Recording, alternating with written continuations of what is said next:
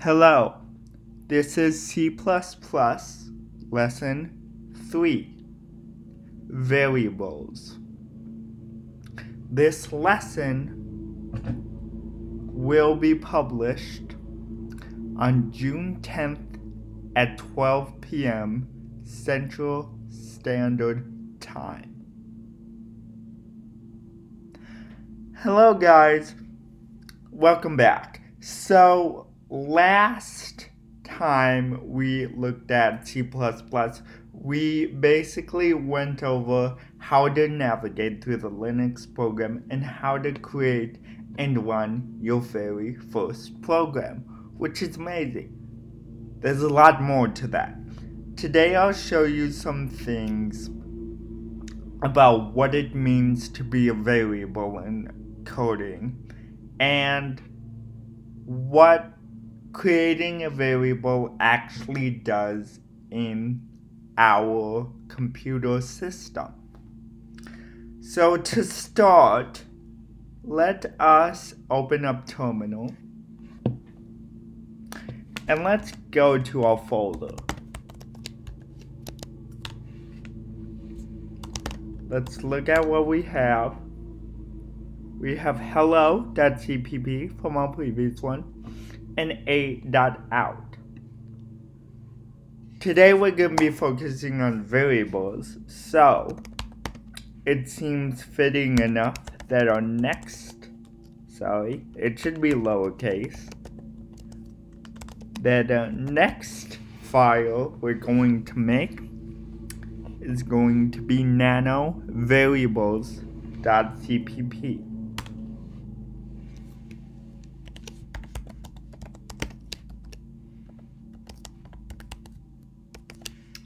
Let's include both IOStream and using namespace std as normal.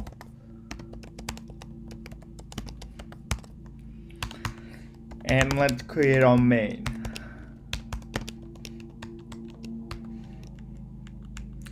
I'm also going to be showing you how you can get user input. But first, let's create our very first variable. There are four types of variables. I will show you 3 of them today, and one of them I'll show you in a later episode. To create a variable, you need a variable name, the name of the variable, and whatever that variable holds. A variable name is int, char, string. These are the 3 variable names that we're going to use first. Let's do int first. Oh yeah, I apologize. Then there's double. We'll look at double as well. Notice the 2 // are on double, char, and string. Those are translated into comments, so they will not be run, but they are useful when you're dealing with big code. What is an integer? It's a whole number. Let's do integer with a name x, and let's type in -3. And let's see out -3.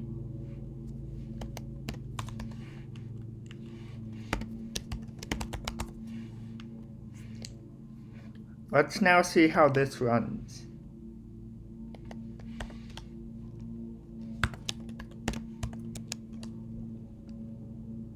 Perfect. -3.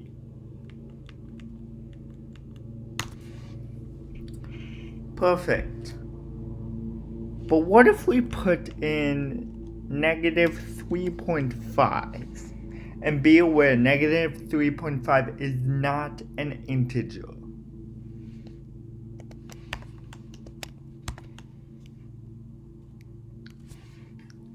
Implicit conversion from double to integer. We'll learn about double in a minute here, but what it's saying is that it will run. However, this value, you're storing a double in an integer value. You can't do that. Let's see how it runs here.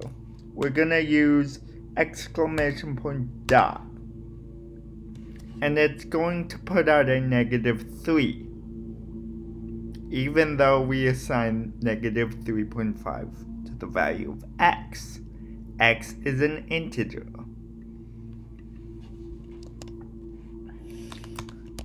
Let's open up variables again. And let's go to double. I am going to delete that.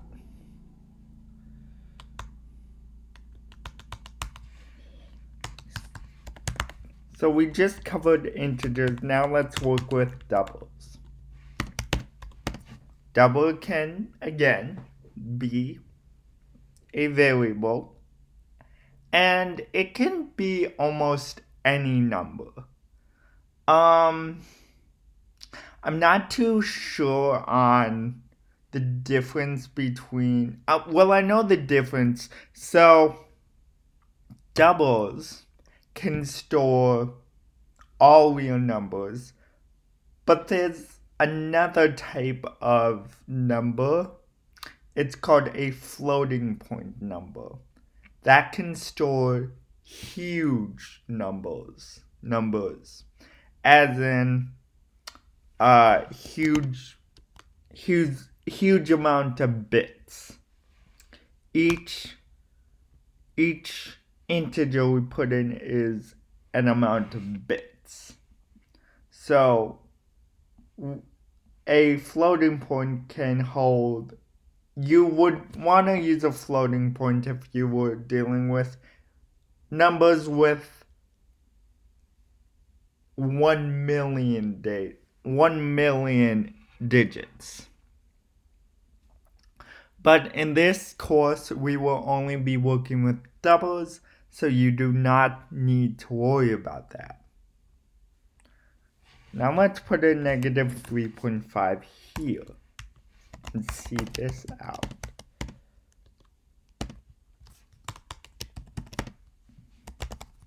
Remember, we're using nline to create a new line. Sorry. Oh my god. We can see that negative 3.5 has successfully couted, and we didn't get a warning. But here's another thing.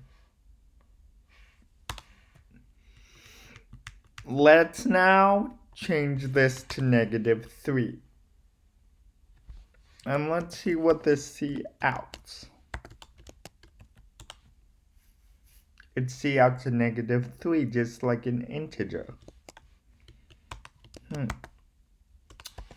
This is because this value to this variable is 3.0. But the system is simplifying it to negative 3. Since we don't need that 0.0, it's negligible.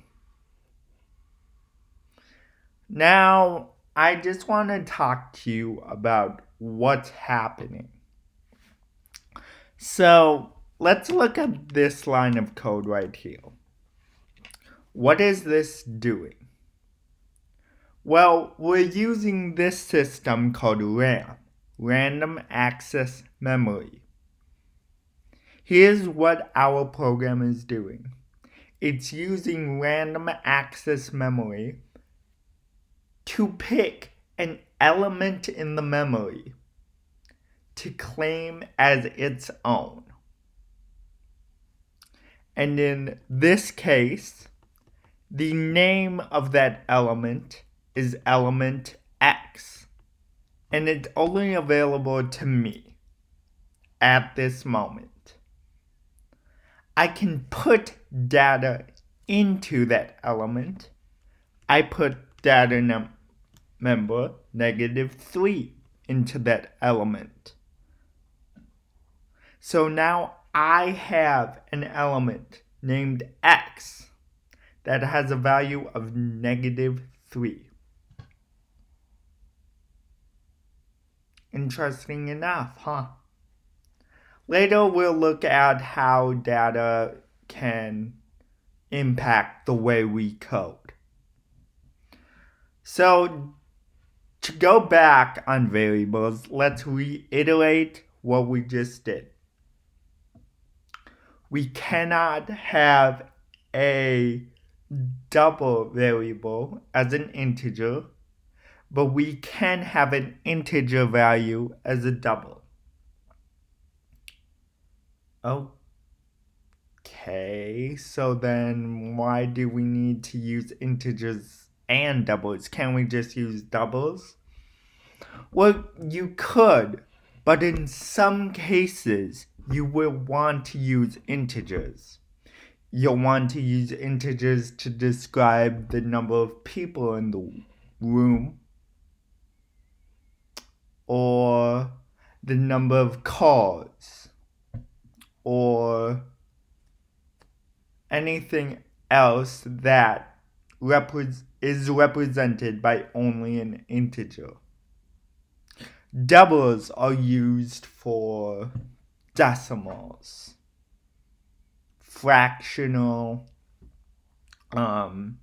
fractions, and division, subtraction, and all that stuff using decimals. Doubles, decimals. Remember that. So you'll want to use an integer value, and throughout this course I'll teach you how to use integer values, which that's gonna be fun. And now let's go to char and string.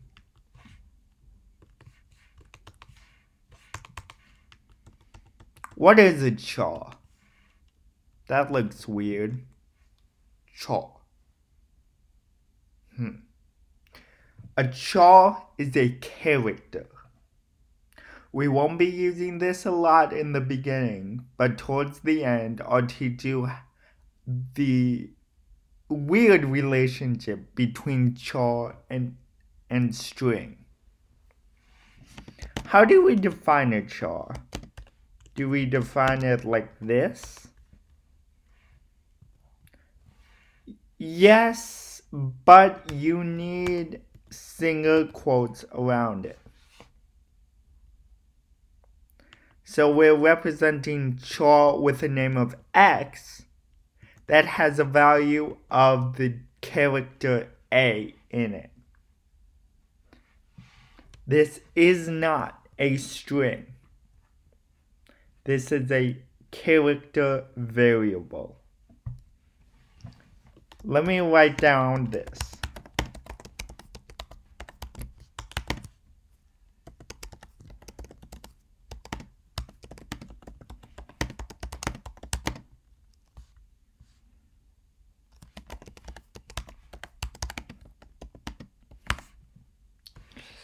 Every character variable can only have one character in it. So if I were to put AA and I was going to try and compile this, it wouldn't. Why?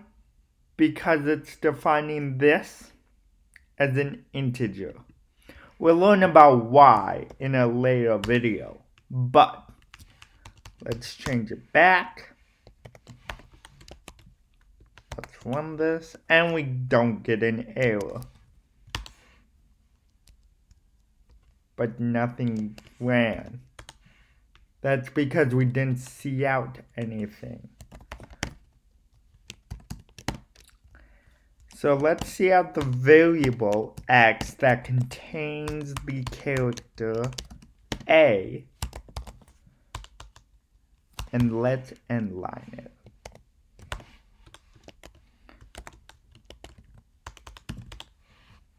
And we see here that a has successfully been outputted, if that's a word.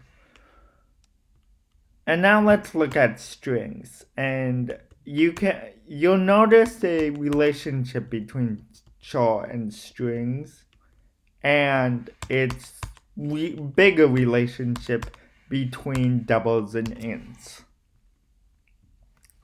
So a string is a collection of characters. A string can have one character in it, or it can have 124. It doesn't matter how many characters it has.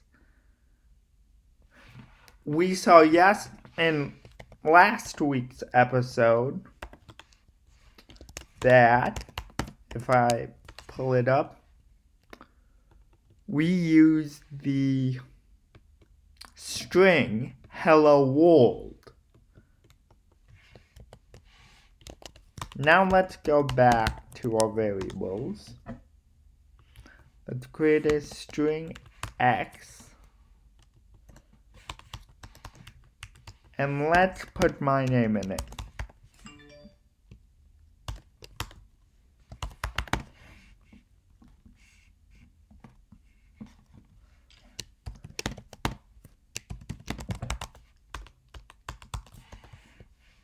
And let's run it. I apologize.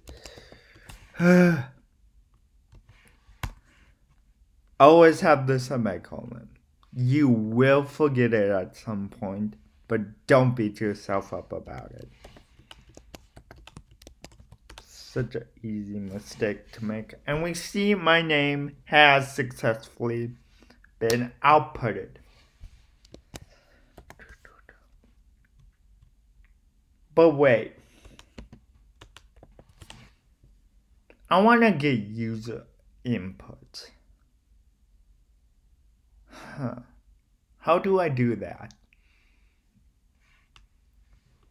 Let me show you. I have to delete all this code. Give me a second. I want to see out a string that states a person's favorite animal, let's say. Let's create a string called animal. If I can spell it right. But let's not define that string has something in it. In C++, we can just say the variable name and the name of the variable. I should start using the type of variable. So we have the type of variable string and the variable name animal, but we have nothing in it. We are going to have something in it soon. So let's broaden our coding skills.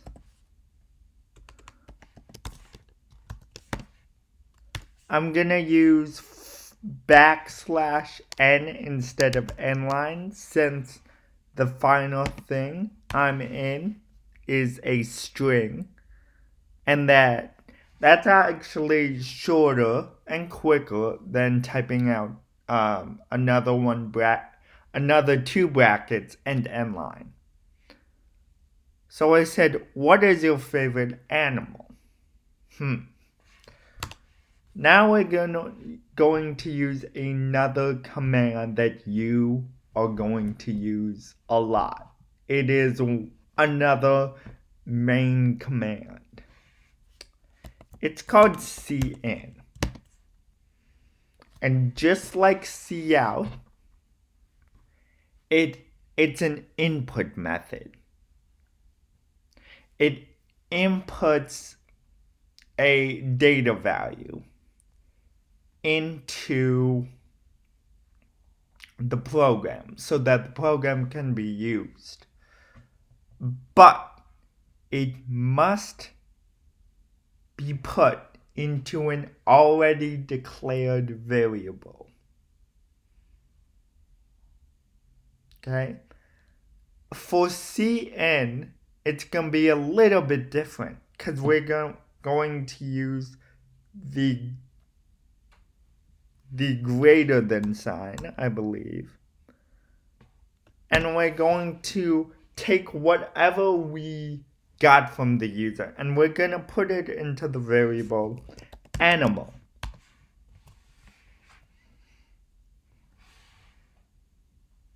And then we're going to use that variable to cout the following.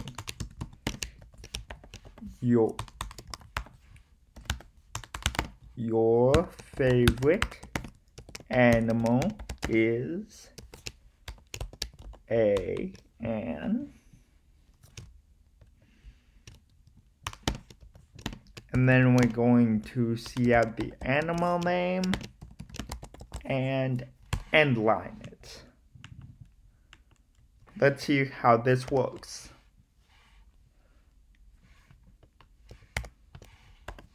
Let's exit. Let's compile it.